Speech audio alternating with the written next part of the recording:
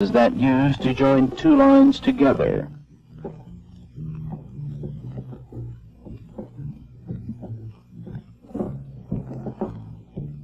A hitch is a line tied to a ring around a spar or stanchion, or another line.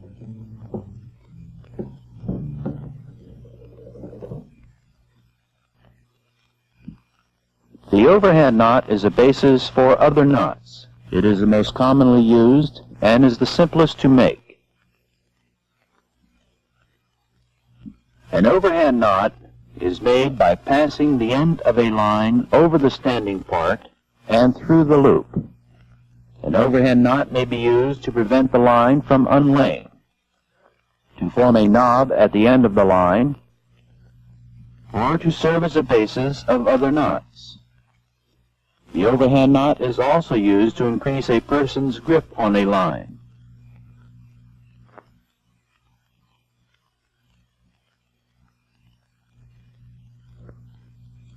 The overhand knot reduces the strength of the line to 45% of its capacity. The next knot will be a square knot.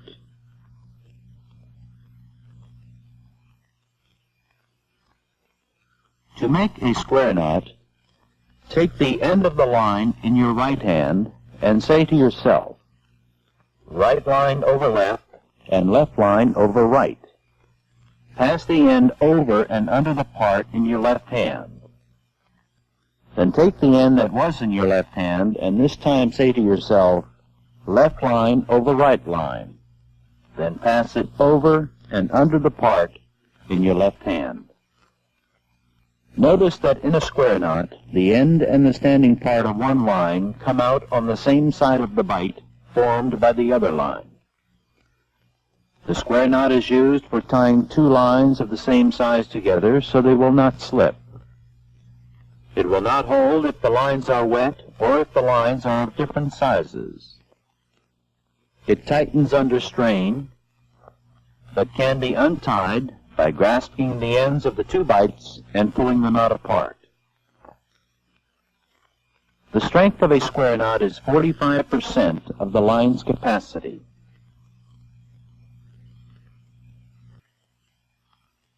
The next knot is a figure 8 knot. To tie a figure 8 knot, form an under or overhand loop in the line. Pass the running end over the standing part, up the other side, and through the loop. Tighten the knot by pulling on the running end and the standing part. Let's do it again. Form an under or overhand loop in the line. Pass the running end over the standing part, up the other side, and through the loop. Tighten the knot by pulling on the running end and the standing part. A figure 8 knot is used to prevent the line from unreeving when rove through a block. The knot is easy to untie. A figure 8 knot reduces the strength of the line 50%. The bowline knot. To tie a bowline, hold the standing part with your left hand and the running end with your right hand. Flip an overhand loop in the standing part. Hold the standing part and the loop with the thumb and fingers of your left hand. Using your right hand, pass the running end up through the loop and under and around the standing part, and down again through the loop. Let's do it once more. Hold the standing part with your left hand and the running end with your right hand. Flip an overhand loop in the standing part and hold the standing part and the loop with the thumb and fingers of your left hand. Using your right hand, pass the running end up through the loop, around and under the standing part, and down again through the loop.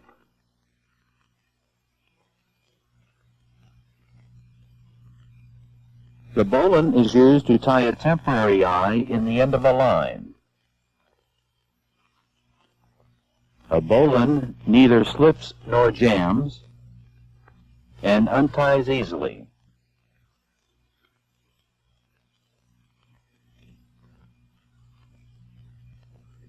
An example of a temporary use is that of tying a heaving line or messenger to a hawser and throwing it to a pier where line handlers can pull the hawser to the pier using the heaving line or messenger.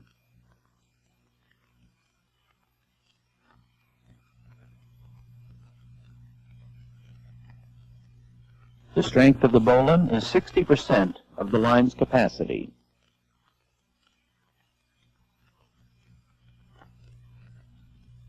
A running bowline is used when you need an extra large eye.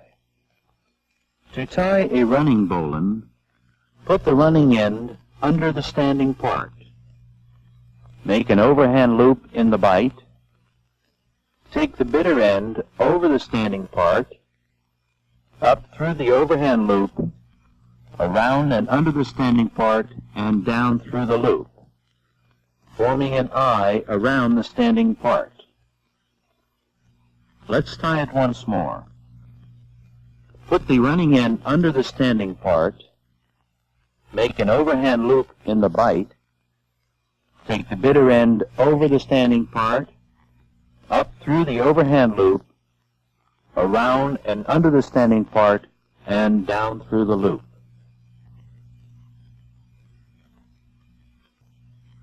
The next knot will be a half hitch. A half hitch is used to secure the line to an object. Half hitches should not be used by themselves because they'll work out.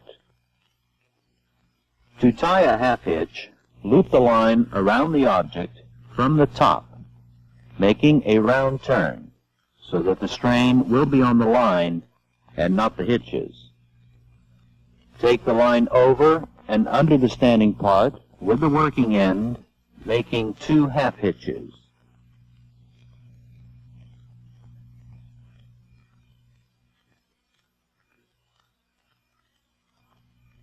Hitches should always run in the same direction to prevent twisting of the line.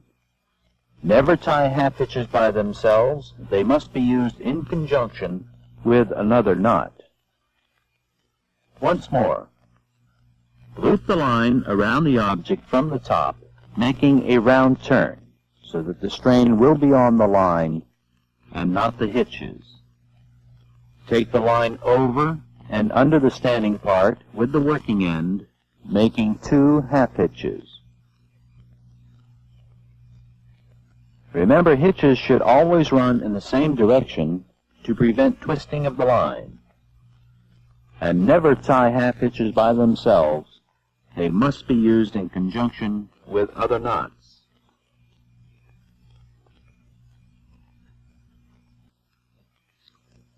The timber hitch.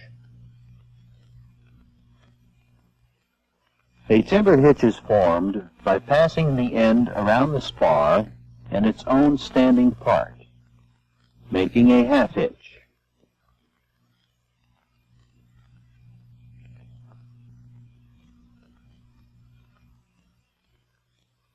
Then wrap the working end around the same part of the line a minimum of 3 times.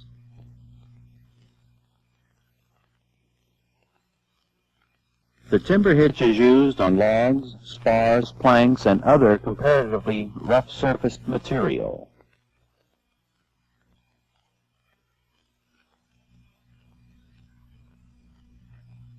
Let's see that again. Pass the end around the spar and its own standing part, making a half hitch.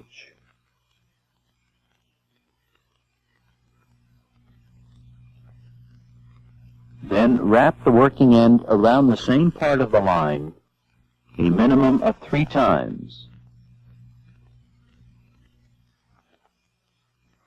The timber hitch is used on logs, spars, planks, and other comparatively rough-surfaced material.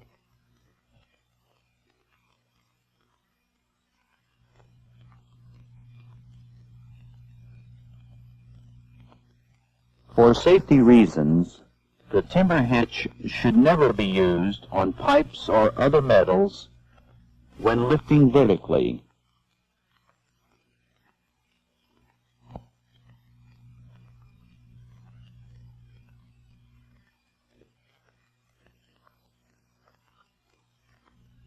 It will slip when tied to metal.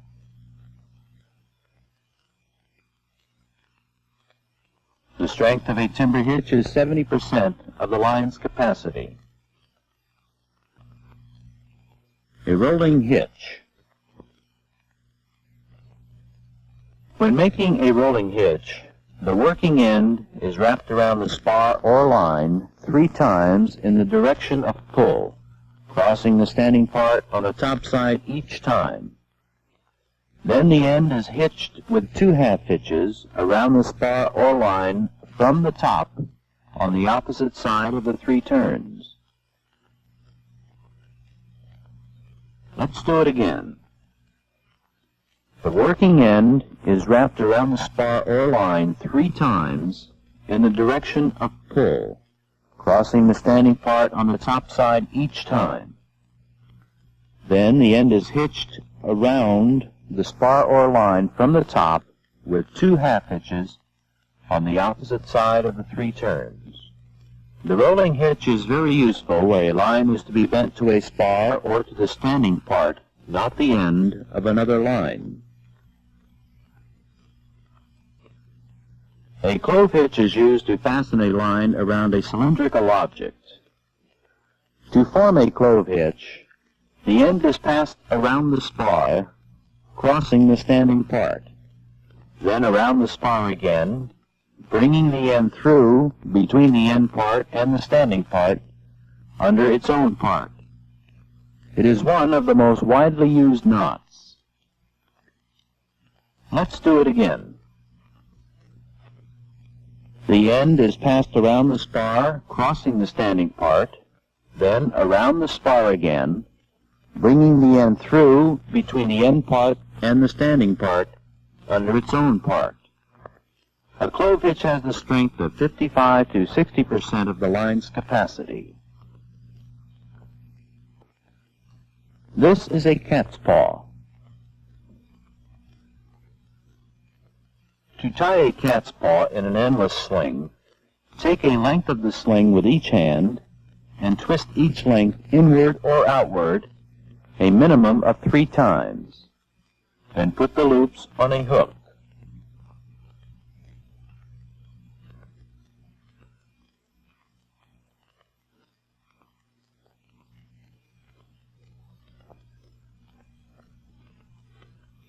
Let's tie this once more.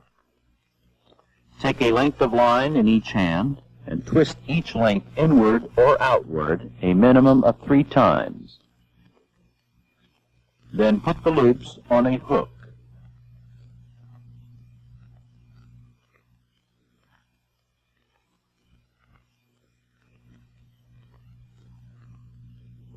Mousing made from small stuff can be used to ensure that the knot will not jump off the hook when slackened.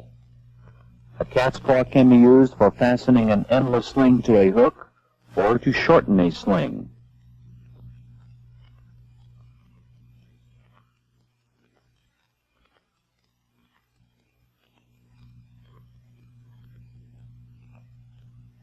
A cat's paw is easily tied and untied.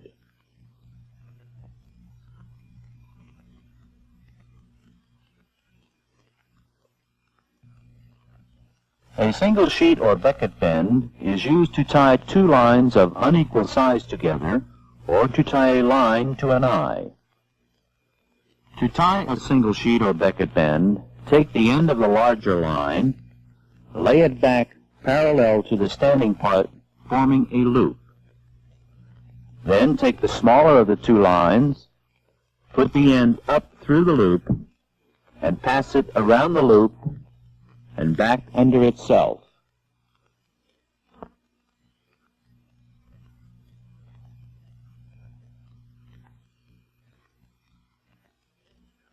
The single sheet or becket bend will draw tight, but will loosen when the line is slackened.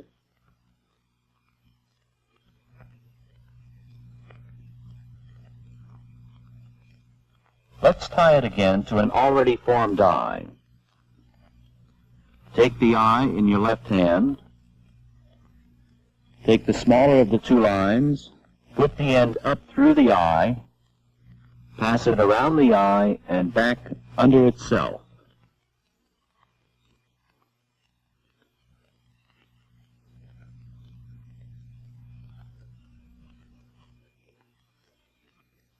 Again, the single sheet or Beckett bend will draw tight but will loosen when the line is slackened. It is stronger than the square knot with a strength of 55% of the line's capacity. A single sheet or Beckett bend is more easily untied than a square knot.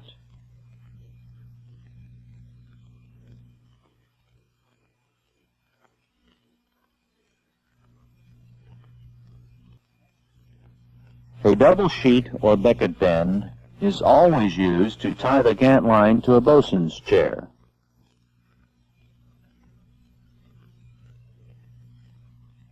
Notice in the double sheet or Beckett bend that the end of the smaller line goes under its standing part both times.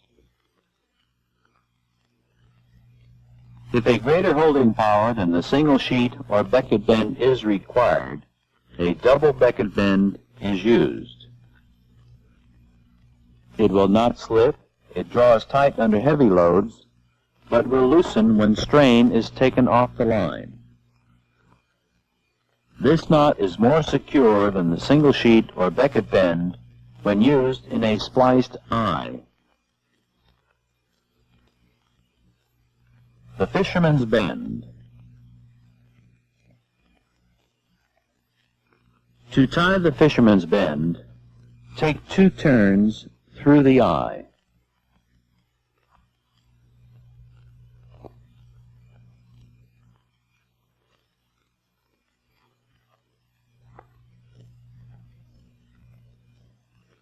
Tie a half hitch through the turns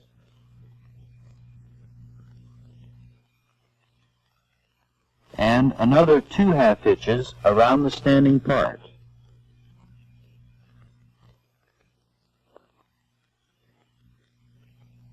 Seize the running end to the standing part. Let's do that again. Take 2 turns through the eye.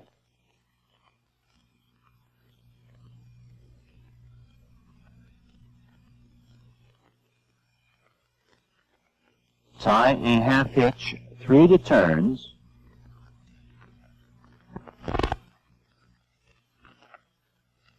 and another 2 half hitches around the standing part.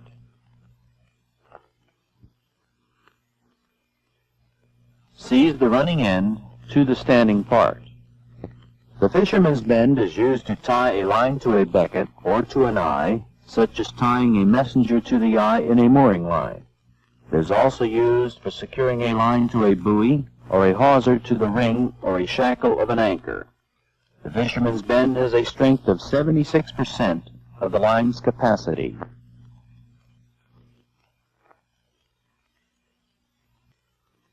This knot is a double carrot bend. A double carrot bend is made by first crossing the end of one line over the standing part, forming a loop.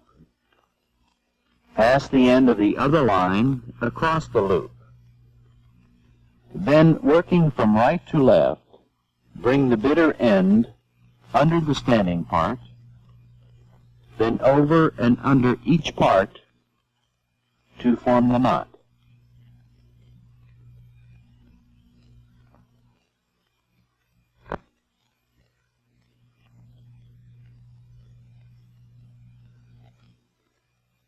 Let's do it again. Cross the end of one line over the standing part, forming a loop.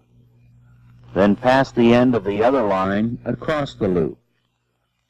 Working from right to left, bring the bitter end under the standing part, then over and under each part to form the knot. Then seize the ends. A double carrot bend with both ends coming out on different sides is a secure knot. It is used for tying together two hawsers. It unties readily after a heavy strain for the simple reason it never draws tight, providing the ends have been seized. However, it will draw tight if the ends are not seized. A good knot must be easy to tie, easy to untie, and serve a definite purpose. The basis for other knots is the overhand knot. It may be used to prevent the end of a line from unlaying, or to form a knot at the end of a line, or to be part of another knot. A square knot has similar uses. Two lines of equal sizes are tied with a square knot. A figure eight has similar uses.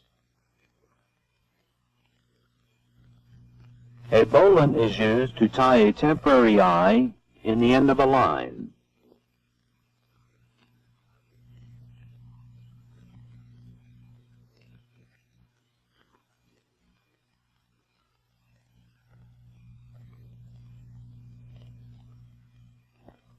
A cat's paw is used both to fasten an endless sling to a hook and to fasten the end of a line to a hook.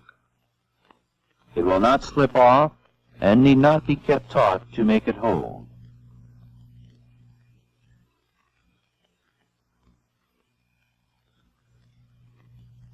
A fisherman's bend is used to tie a line to a becket or to an eye in a mooring line. After this bend is tied, the running end of the line should be seized to the standing part.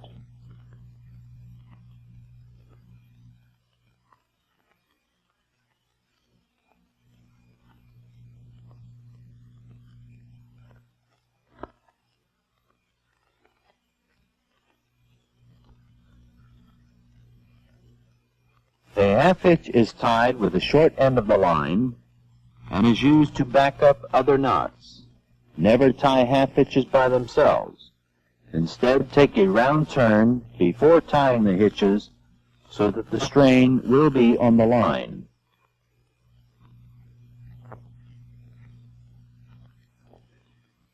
A clove hitch is the best knot for tying a line to a ring, spar, or anything cylindrical.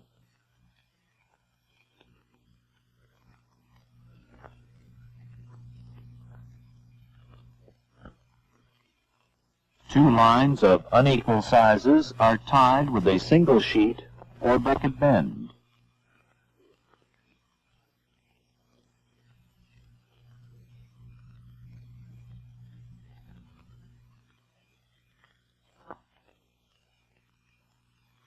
The double sheet or becket bend is always used to tie the gat line to the bosun's chair.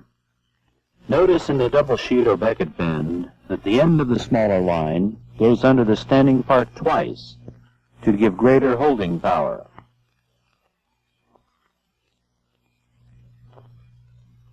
Two hawsers are tied together with a double carrot bend.